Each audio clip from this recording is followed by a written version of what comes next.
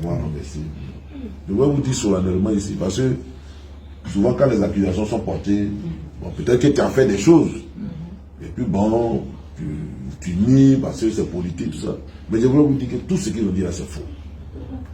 Damana Adia Pikas, condamné à 10 ans de prison par le pouvoir RDR en Côte d'Ivoire. Après le président Gbagbo Laurent, le premier ministre Guillaume Soro, plusieurs personnalités politiques ont eu 20 ans de prison, 10 ans. Damana Pikas également a eu 10 ans de prison. Depuis sa condamnation, il n'avait pas parlé. Il décide de prendre la parole et de vous dire ce qui s'est passé. Parce que dans la salle du palais de justice, il n'y avait pas de caméra. Mais au sorti de là, il décide de prendre la parole et vous expliquer ce qui s'est passé. Parce qu'il n'a jamais pris la parole en public pour expliquer le dossier.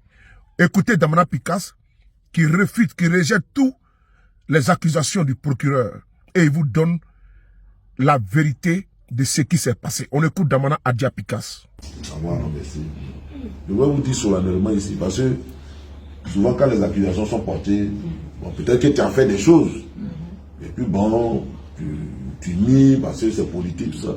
Mais je voulais vous dire que tout ce qu'ils ont dit là, c'est faux. C'est faux.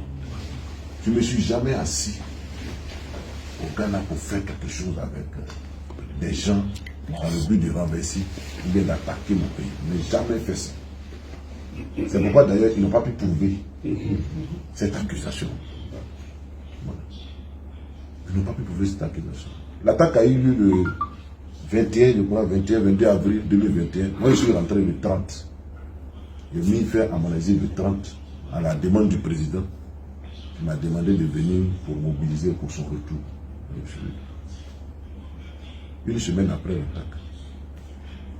Mais c'est quand j'ai été nommé secrétaire général, 2 ans plus tard, quand j'ai commencé des tournées de mobilisation dans le district d'Abidjan, après l'étape d'Abobo, l'étape de Cocody et de Port-Boué, c'est après Port-Boué là qu'ils m'ont appelé.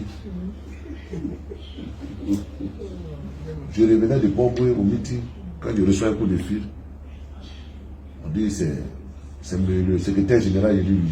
M. Damana, je dis oui.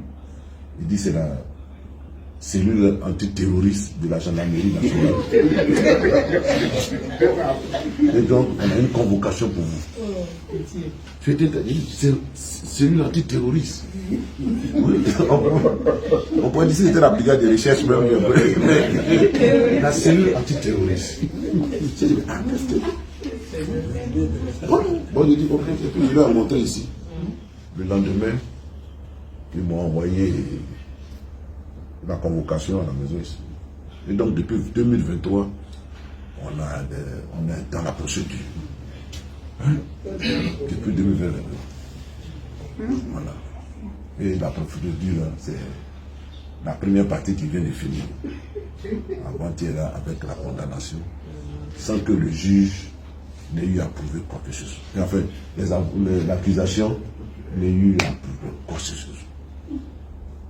On est 5 présumés, 5 prévenus. Nous sommes censés être les cerveaux de l'attaque. Mais il y a un seul dedans qui m'accuse. Et puis qui accuse les autres.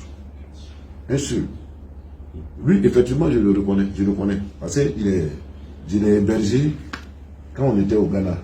Pendant un moment. Donc je le connais. Lui qui m'accuse. Voilà. Oui, oui. Mais c'est d'ailleurs pour ça qu'on l'a choisi.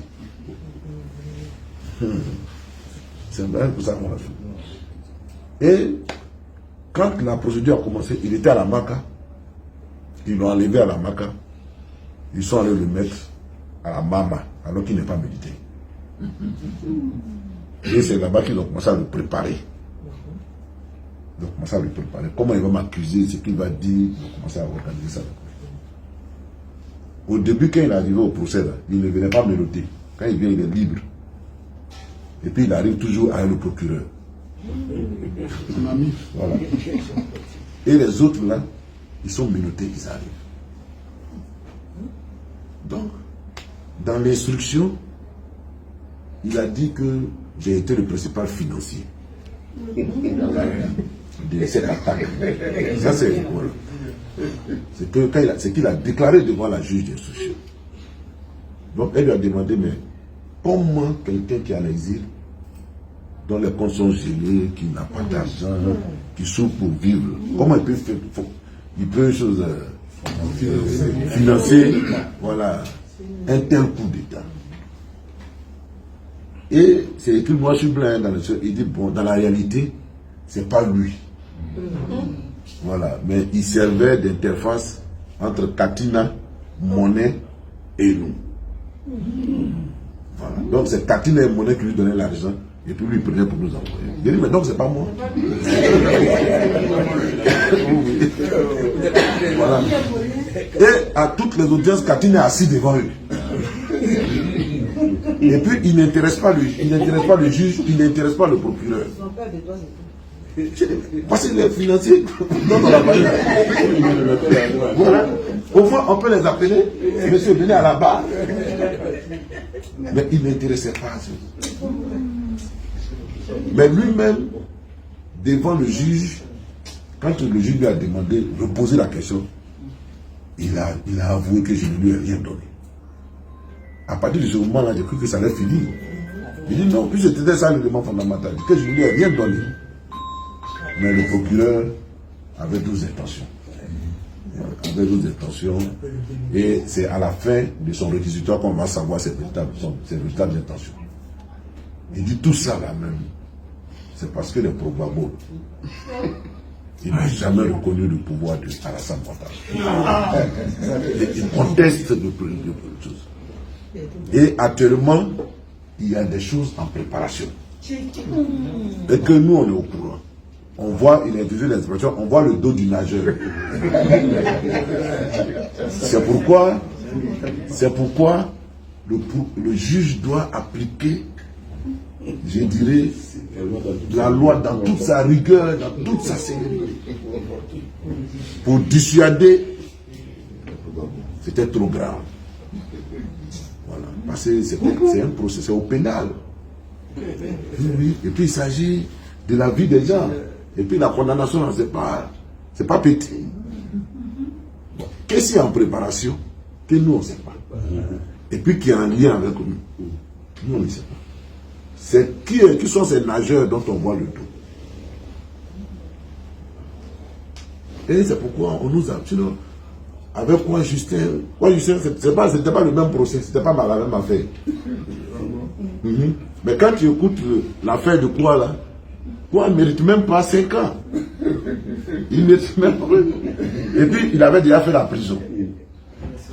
Mais comme il s'agit de donner, comme il a dit, de frapper des Progbabo pour que tous les autres là se calment, ils ont mélangé à leur poche et puis ils nous ont donné. Il a arrêté 20 ans. Voilà.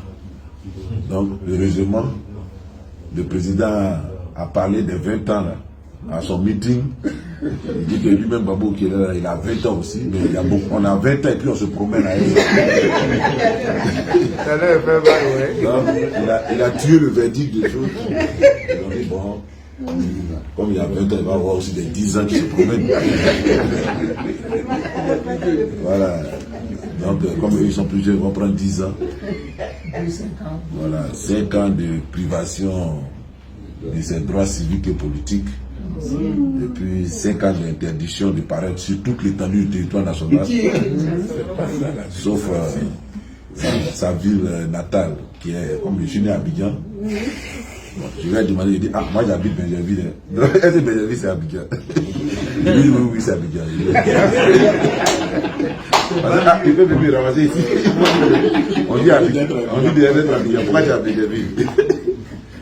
Donc on dit, non, tu peux rester à Benjerville. Donc pour l'instant, on est là, mais les avocats vont interjeter appel. Voilà, je pense que ça a dû être fait aujourd'hui même. Et puis bon, on va regarder la suite avec beaucoup plus de sérénité. Donc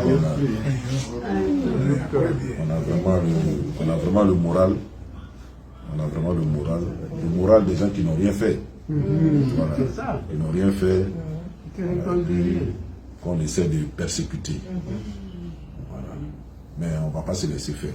Voilà. On ne va pas se laisser faire. On ne va pas se laisser décapiter. On ne va pas se laisser décimer.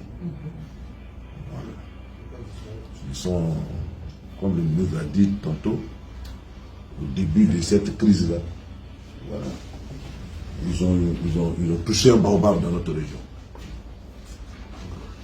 Le ministre Boga. Mais parce qu'ils savent que le système de Gbagbo à l'époque était basé dans le langue du bois. Parce que confier la défense de la nation, de la sécurité de la nation, voilà, à des fils du langue du bois, c'est comme si le pouvoir était là-bas. C'était trop fort. C'était trop fort. Donc, ça chuchote aussi. Voilà. La jalousie, la haine, la convoitise.